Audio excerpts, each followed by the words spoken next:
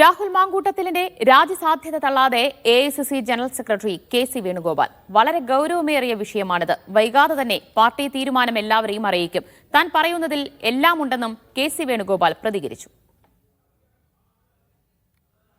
വളരെ ഗൗരവതരമായിട്ടുള്ളൊരു വിഷയമാണ് ആ വിഷയമെന്ന് പാർട്ടി മനസ്സിലാക്കിയിട്ടുണ്ട്.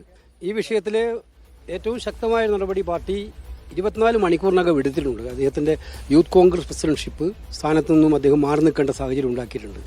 ഇവിടെ പിന്നീടും ചില കാര്യങ്ങളൊക്കെ ഉയർന്നു വന്നിട്ടുണ്ടെന്ന് നമുക്ക് എല്ലാവർക്കും അറിയാവുന്നതാണ്. ഇത്തരം കാര്യങ്ങൾ കേരളത്തിലെ പാർട്ടിയുടെ നേതാക്കന്മാർ, ഉന്നതമായ നേതാക്കന്മാർ, പാർട്ടി നേതാക്കന്മാരെല്ലാം വളരെ ഗൗരവതരമായി ആശയവിനിമയം നടത്തിക്കൊണ്ടിരിക്കുകയാണ്. വൈകാതെ ഇത്തരം കാര്യങ്ങളിൽ എന്താണ് പാർട്ടിയുടെ തീരുമാനമെന്ന് നിങ്ങളെ അറിയിക്കാം. PR അരവിന്ദ് വിവരങ്ങൾ നൽകും. അരവിന്ദ്, രാഹുലിന്റെ രാജിയിൽ ഒരു അന്തിമ തീരുമാനത്തിൽ എഐസിസി നേതൃത്വം എത്തിച്ചേർന്നിട്ടുണ്ട് എന്ന സൂചനയാണോ കെ.സിയുടെ വാക്കുകളിലുള്ളത്?